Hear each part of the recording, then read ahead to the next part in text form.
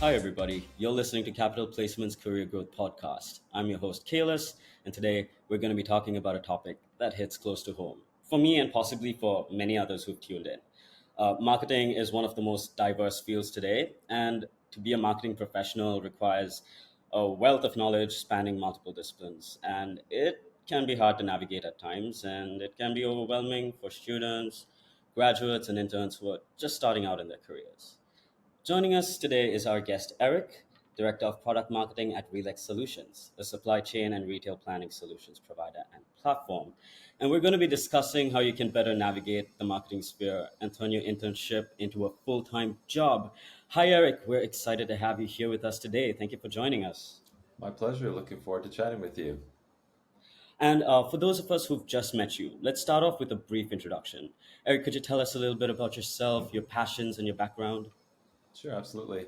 So I've worked in tech basically my entire career. So I started working for the first software company I worked for was in I guess it would be the late 90s. So I go back a ways. But I've always worked in tech. I've mostly worked for software companies. I also worked in the early 2000s for a handful of different hardware companies. So I've had a chance to work in different parts of tech. I'm originally from Canada, so I spent a lot of time working in Vancouver for different companies there. And in 2010, I was working for a German software company. They offered me a role in London, so that's actually what prompted me to move to the UK. So I've been in the UK for 13 years now. So I've worked for very small tech companies of maybe a few hundred people, all the way up to companies that are closer to 100,000 employees. So I've seen small environments, large environments, and they're all great learning opportunities. But I think it's been great to have that variety of different types of roles over the decades. Thank you so much for sharing that with us. And you've had quite an interesting journey over the years because I noticed that you didn't start out in marketing, but you did start out as an English teacher in Seoul, South Korea. How did that happen? And how did you Yeah, make the switch? sure. Yeah, so I've never been really one to plan plan my life or my career. I think I just kind of fall into things, it seems.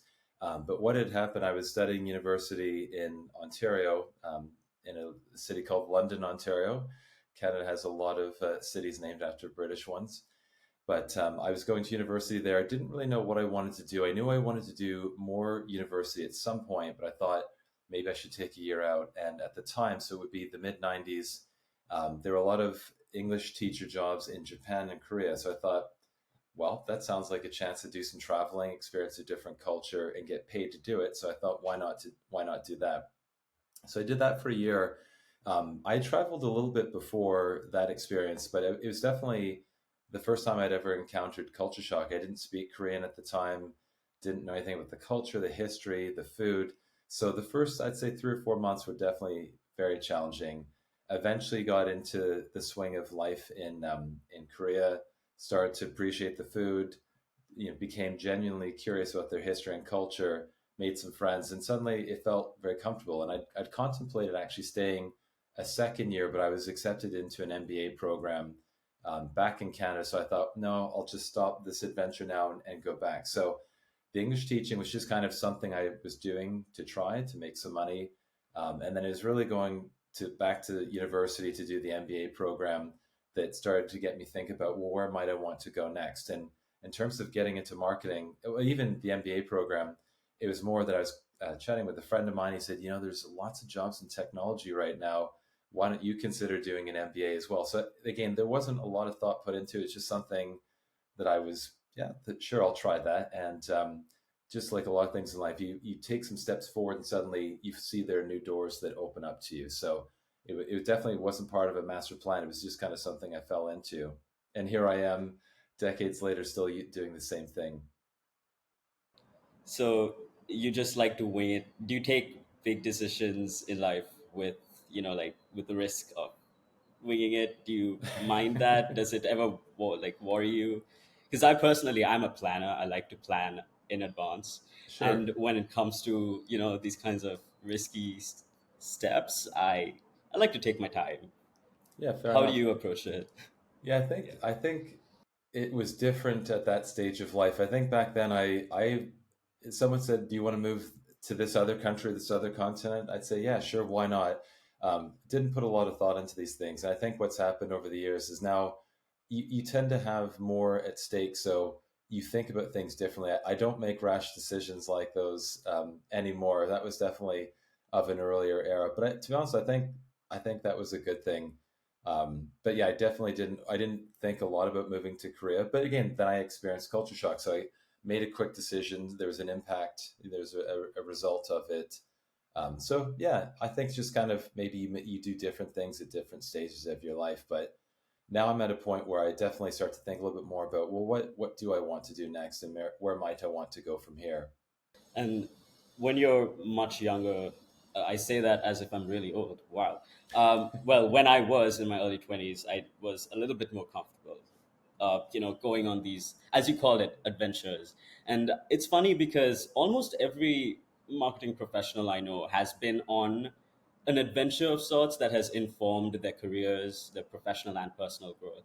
What did this adventure of yours teach you? And also, how did it translate when you made the switch? Because you did mention that you experienced culture shock and learning about a new culture, about the people, the language, that would have given you new insights as well, right? Yeah, I mean, I think one of the most important skills for a marketer to have is empathy. And when you think about what is empathy, if we're trying to sell something or market something to another person, we have to know what they care about, what's important to them, what are the challenges that they have. And I think some of those other life experiences that you have doing different things, traveling to other parts of the world, hopefully that can be a way to open up a door to empathy and see things from a very different perspective. And I've traveled a lot over the decades, so it's not like I can think of one specific example, but certainly there have been times that I've traveled places where I've had an assumption that they do things a certain way. I mean, you might, again, I haven't traveled to the Middle East. Well, I guess I had traveled to one place in the Middle East, but when you think about things like they have a different weekend, we think of in the West, Saturday and Sunday being a weekend. In other parts of the world, it's different, or they maybe work 6 days a week. So I think it really challenges your assumptions of what you think you know of the world. So I think traveling and experiencing different things is important for that. But as a marketer, those are really important skills as well. And you actually left despite maybe considering staying another year because you were accepted into an MBA program. Is that also why you participated in the Alt MBA program? In like since 2015, and Yeah. well, the goal was to coach professionals who want to become leaders. So could you tell us a little bit more about this program? Yeah, absolutely. So I'll speak to both those things. When I did the MBA program, that I finished that in 2000. So I started that in 1997, finished it in 2000 because I had some work placements during the time. That was just kind of the how do you get into the business world? I'll do an MBA program, I'll try some different things, try to figure out what might be of most interest. So that was kind of me starting my career in the tech space. I'd say it was in the early 2000s. I started to read the books of Seth Godin, and he's been a huge mentor for me. Um, it's someone I've really looked up to in terms of his writings and his ideas. So in 2003, I read his book called Purple Cow, and that was like this just aha moment, like, wow, this this man has some really fantastic ideas, really interesting. Started reading his blog, then he'd release more books. I would just read book after book, and as I think about it, it's been 20 years of consuming his ideas and his content. So he was really influential for me as a marketer, but then also just as a business person and just as a human being overall. I guess it was in the early part of 2015 that he announced on his blog that he's going to be doing a program called the Alt MBA. And he didn't talk very much about what it was going to be, how much it would cost, any of these things. So I thought, I'm such a fan of his ideas and his work that I at least need to apply. I probably won't get a spot on this program, but I'm at least going to try. So I put my application in and then just submitted and didn't think anything about it. I thought, okay, well, at least I know I tried. Kind of put it out of my mind then. I guess it must have been a month and a half to 2 months later. Suddenly I was contacted and they said, actually, we'd like to give you a spot in this program. I thought, wow. I mean, how could I possibly say no to something like that? So paid for my spot, did the program, loved it, met some amazing people, learned some really fascinating things. And later on, they approached me about coming back and helping to coach in the program. So that's something that I did for, I guess it must have been at least 5 years after I took the program, that I came back on a bunch of occasions to coach. So it was something I was quite involved with for a long time, and I've met some amazing people through that program and made some lifelong friendships. But it was definitely a fascinating thing to be part of. You were a participant and then you went on to actually be a coach. So you That's must right. have a holistic, yes, a holistic understanding of both sides. So, what, from your perspective, what were the biggest challenges these individuals were facing while attempting to level up their careers? What key Yeah. insights did you gain? Yeah, that's a great question. I so again, the word empathy is going to come back here. I think I could definitely empathize with all those people because I think whether people are willing to admit it or not, there's probably a big element of fear that we're all facing that holds us back. And I think that's the thing is, I went through a program like that because I wanted to get, unstuck and try some different things. And this was a way to have some accountability, to be seen, to share your ideas, to say, to declare what you were going to do and then to actually go do it. So I had that chance as a student, but then similarly as a coach, I could also nudge other people. And it's just, I don't know, I find that the topic of fear a really interesting one because we all face fear every day in our lives and in many different facets of our lives. And I think it's usually the stuff that we want is on the opposite side of fear. So we have to start periodically, we have to kind of check ourselves and say, why am I not moving in the direction that I want? And whatever it is, what am I doing to hold myself back? So that was fascinating to be both on the student side of it, but then also on the coach side and helping other people. And this is something that I still have to do. I have to check myself every now and then. And why am I where I want to be? And if I'm not, what am I doing to either hold myself, like what's holding me back or what do I need to be doing differently? And I completely agree with your point about fear as well. And fear can be an obstacle that could make or break your career, depending on how you approach it. And you must have overcome your own fair share of obstacles starting out in marketing as well. So, like, what were the challenges that you faced, and what do you not miss about your early years in marketing? Sure. Yeah, I like this So question please too. don't hold back. Do Yeah, not hold back. I think something that I definitely faced early on, which I think a lot of people do, is the imposter syndrome of, are my ideas really good enough to present here? Do I really know what I'm talking about? I mean, these are things that definitely come up a lot earlier in your career. Now, do these ever go away? I'd say they get smaller. This animal that's in the back of your mind gets smaller and smaller. Does it still exist to this day to some extent? Sure, it does. You sometimes you'll think, well, who am I to recommend this? But I think the more that you can deal with your imposter, I think the better. That's definitely something I've learned over time. And I think what would happen is earlier in my career, I might have an idea, but I might not actually express it because I'm thinking, what if that's a bad idea, or what if someone thinks that's stupid? So I mightn't have said things at times. And what I've realized over time is that people don't have it all figured out. So they're winging it just as much as you are. So why hold back? And I think that's the thing is when you make that leap and you just go for it, you start to realize that people listen to you, and yeah, you just kind of get past these things by just pushing through it. And absolutely agree with that. Imposter syndrome is genuinely so difficult to deal with because it could lead to creative blocks. You're holding yourself back. You're less willing to take risks because you don't perceive yourself as worthy of the benefits. And it can be really difficult. I'm pretty sure everyone can relate on on some level to that. And I'm really glad to hear that it does become smaller over time because I'm sure a lot of people who are contending with it would not feel comfortable with having to do that after decades of experience, which, like, you have over 2 decades of experience in high tech marketing and product management. So you must have, in your current role at Relex Solutions, your background and experience must have impacted or guided it in some way. So could you share some insights into how it has impacted it thus far?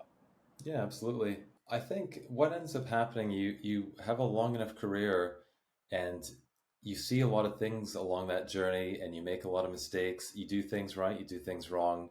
I think it's just kind of a situation of time. that you go through these things. And I think there are things that you can do to expedite your learning. Certainly, having mentors, reading a lot of books, just learning about things. I think there's a lot that you can do to expedite it. But it's just interesting. In my current role now, there are things that I bring into the role because I've learned these things through past positions. Again, sometimes it's because I've seen something that works and I try to replicate it, and other times I've seen things that don't work and I'm trying to avoid that. So yeah, you kind of have this cumulative approach over the decades, and you work long enough, and you start to have these experiences and develop the scar tissue as you go. And I'm also guessing that over time you've trained other people in the field to become better versions of themselves, to improve their skills and learn about the industry. What do you think is the biggest issue that they face when they're trying to enter the marketing field? Because it is, like we initially spoke about, it is very diverse and it Mhm. can get a little overwhelming. So you have social media marketing, there are so many platforms, and there are just many more coming, like appearing with time. So it can be difficult to break in. What have you noticed is the biggest issue, the biggest mistake they make? Yeah, I think maybe one of the biggest mistakes would be thinking that you need to know everything about an area or a tool. Because you mentioned that the example of social media, tools that are relevant today in 5 or 10 years might not be relevant anymore. So is it about being the expert in every single tool, or is it about having transferable skills? And I think, I mean, I still, I'm old fashioned in this view, but I think things like problem solving skills and thinking, like, I think, well, problem solving, I think, is a huge one for sure, because every company's facing a problem. Hey, again, I'll just make up an example. We're trying to target this type of a customer. We've been doing these things. We're not actually having more success. Why is that? So now we have a problem. We have to say, okay, we've been taking a bunch of actions. Are these just not the right ones? If not, what are some other things that we could try? Or is it a case of, actually, this is not the right market segment? So I think problem solving is a critical one. So I think thinking about those skill sets that really allow you to go across different disciplines, different tools, and all these things will change. But ultimately, it's these types of things that I think are really, really important. Could not agree more. We constantly promote soft skills because a lot of people, a lot of, well, younger people, they enter the job market assuming that technical skills hold all the weight, and things like time management, problem solving, they're super important because they're a lot harder to teach. You have to like work on this every second of your day because time management just does not impact only your work, it impacts your personal life, and developing it also expands the benefits to all parts of your life.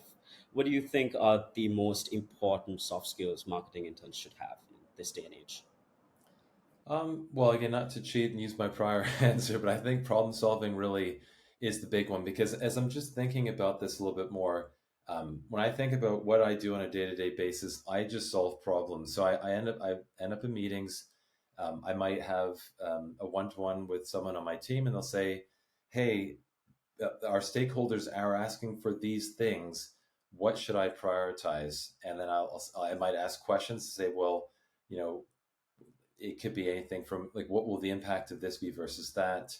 How quickly is something needed in this area versus that area? Ultimately, it comes down to problem solving. So I help my team members problem solve when they ask for help and they need it. And similarly, because I lead a team, I have to look at the overall impact that we're having as a team. And I have to look at, are we actually accomplishing the things that we need to be accomplishing? And if we're not, why aren't we? And again, are the problems there to solve? So I think problem solving is a big part of it. I think if I had to throw another one into the mix, so I can't just keep saying problem solving, I think it's thinking strategically, because we could keep our heads down and just be like a hamster in a treadmill, getting all kinds of work done. Like, okay, I've completed that task, I've completed that one, I've completed that one.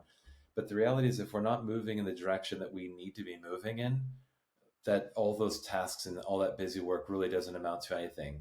So it's kind of like this expression, the Archimedes lever, that that you want to think about what's the most leverage you can get with the things that you're working on. So you have to really think about that. Because as marketers, and I'm a product marketer, I'm a specific type of marketer. There's no shortage of things that people want from marketers.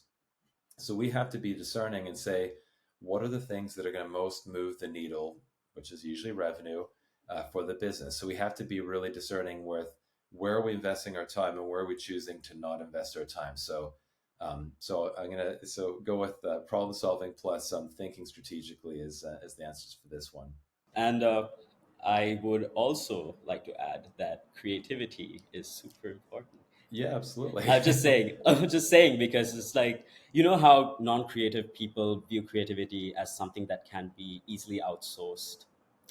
I feel like that's something we don't talk about enough in our field, Yeah, because it takes a lot of mental power to be creative, and it it can does. be draining. Even like, just as physical labor can be draining at times, mental labor also can be quite draining.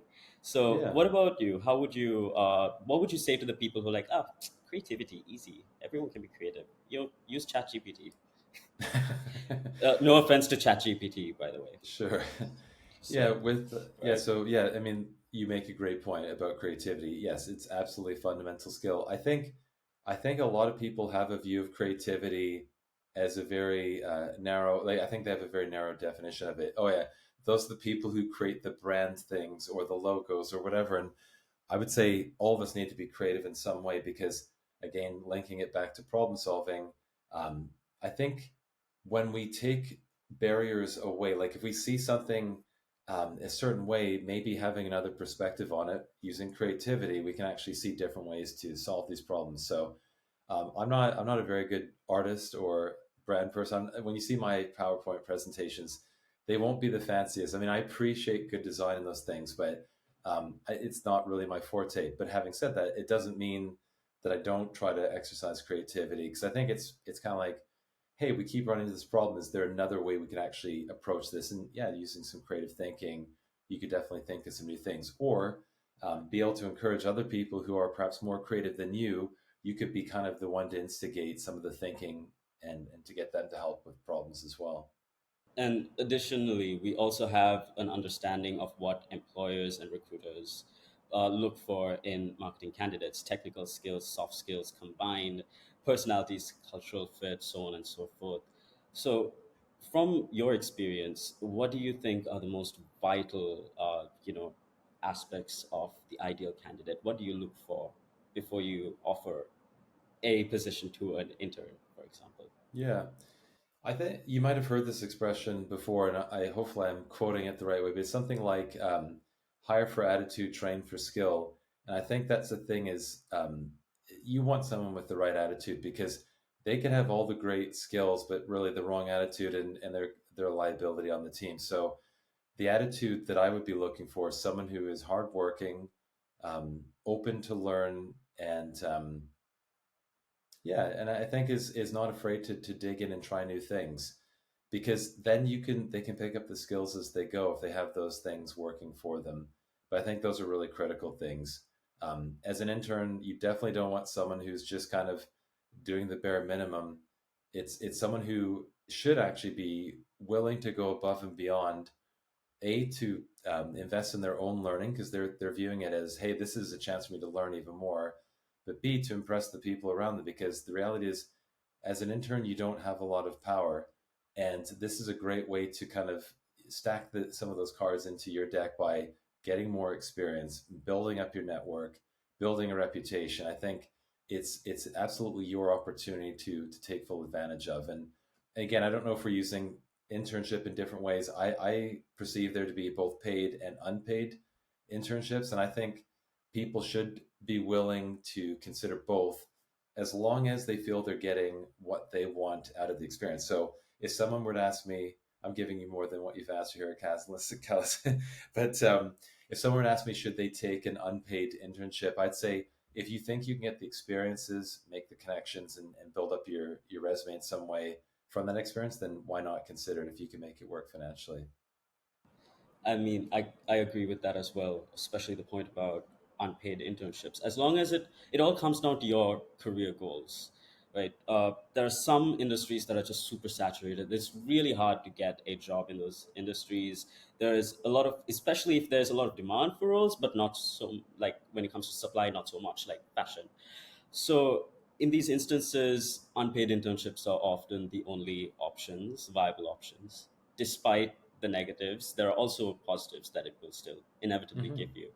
And speaking of like career goals, it can be a bit of a struggle to identify your career goals when you're inexperienced. So do you have any tips or advice on how interns, marketing interns, can identify their career goals and ensure it aligns with a potential role they have lined up before Yeah, taking it on?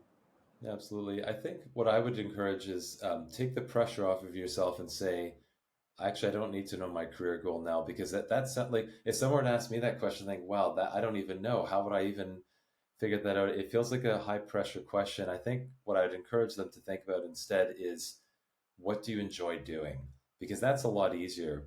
Because then when it comes to jobs, you can say, I like these types of work. Like I like these types of tasks. I like this kind of work. I like to work in this kind of an environment. I don't like these things because I think that's a much easier thing at an earlier stage in your career to match something to when you're looking for roles. So I think that takes a lot of pressure off. And the idea there is do what you enjoy doing, and then you actually have some forward momentum. And as you go, you will learn more new things. You'll learn more about what you like and what you don't like, and eventually that will lead you into a career. But I think that's probably a more accessible way is what do you even like doing? And for the people who are still struggling to turn their internships into a full-time job, um, do you have any advice that you hold close to your heart that you would like to share with them? Yeah, I think if I was talking to someone, they said, "Yeah, I'm in this internship and I haven't been able to convert this yet into a full time role," I think I'd encourage them to ask themselves some tough questions. Well, why is that? Does the company not have budget? Are they not convinced that you'd be a good fit long term? Like I think we have to be really honest with ourselves sometimes and say, well, why is it that this hasn't yet converted? If they haven't converted, it might be that they don't perceive you as being that valuable. They might say, you know what, as a lower priced intern, this is fine. We don't need to invest more. Because if you think about it from a company's perspective, why would they want to convert you from an intern to a full time employee? It's to really lock you in and know that they have you because they value you. If they're not doing that, they may not value you. Now, that could either be that you're not showing enough of what you're capable of doing, in which case I would say offer to go above and beyond, do things without being asked, like show that value. If when you show that value, it's appreciated and valued by the organization, then great, you start to move things more in your favor. If they still don't value it, maybe it's not the right environment and it might be worth considering looking at another organization. But I think it's all about offering value, being valued, and yeah, just being appreciated for what you can offer, but not assuming it's just going to happen automatically, because some people can have a little bit of a sense of entitlement, like why aren't they appreciating me? And that's completely the wrong question, because it's not empowering at all. Like why aren't they appreciating me? It's kind of like, what can I do to show that I'm a superstar? Because earlier in my career, these weren't internships, these were earlier jobs in my career. I this not recommend this to everybody, but I definitely moved around quite a bit in the first couple of years because I thought I'm trying to earn the most that I can. If they're not going to give me a pay rise, then I'm going to go to another organization who will. So I did that on a few occasions. So again, yeah, you need to figure out who's going to perceive, who really recognizes the value that you can offer and get rewarded for that. And there's so many different ways that you can show that you are passionate about this job and you really do want to convert it into a full-time job as well. And a lot of them don't, like a lot of interns do not believe they should take initiative when they're taking on an internship, so they usually just stick to the tasks that they're given and complete it, and then they move on. But taking initiative is a great way, asking questions, reaching out to a senior who and requesting them to be a mentor. There are so many different ways you could gain, their appreciation for the amount of work that you're putting in. Do you have any tips, that would definitely garner your employers or your supervisor's attention and, help them see that you're genuinely passionate about this job? Yeah, I think you've given some good examples there. I think the ones like well, yeah, both doing what you've been asked for at a high quality level, ideally faster than what you've been asked for, to identify other problems that should be addressed. So offering to solve other problems. Sometimes just solving a problem without even being asked. That's a great one as well. I think showing what you know about the industry and about the organization also goes a long way because that impresses people too. And reading in your free time like that, it might mean giving up some free time and not scrolling through socials, instead reading a book or reading a blog article to learn some things. I think these things can definitely go a really long way. The thing with mentorships, which is something you mentioned, I think one challenge, I think those can be very useful, but I think you need to know exactly what you want to get out of a mentorship, because I've done a lot of mentorship over the years, both professionally and also graduating university students that are looking for help finding their first job. And I think a lot of times people show up saying, okay, so what do I need to know? And I'm thinking, well, this can't just be a brain dump of me telling you everything. You have to do some things here too and know exactly what it is that you're looking for. So mentorships can be great, but I think you have to be clear on what you want from it. But again, when you're an intern, you could do some really simple things like asking a colleague, hey, do you mind meeting up for coffee 20 minutes on Friday? Would love to ask you some questions about your role, how you got into the role, or why we do certain things that we do in our department, or some things on the company. And you'd be amazed at how much you can actually learn by having these conversations, whether it's over coffee or meeting with colleagues at lunch and asking them questions. Tons of information can be shared through those things. You can have this fast track. And then again, it's all about increasing your value in the organizations they want to hire you on full time. 100%. I've done it myself. When I joined, the first thing I did was sit down with my seniors and then ask them, so can you tell me literally everything from A to Z? And that's just easier. Like I said, I'm a planner. I like to plan. So I would Sure. not recommend this for everyone because, again, it can be very annoying. And make sure you don't like annoy your colleagues as soon as you join a company. Pro tip: it does not work in your favor. So unfortunately, that is all the time we had today. But it has been super insightful. So thank you so much, Eric, for joining us. We really My pleasure. appreciate having you here. Thank you Thank very much you. for inviting me to come chat. This has been fun. Thanks. Likewise.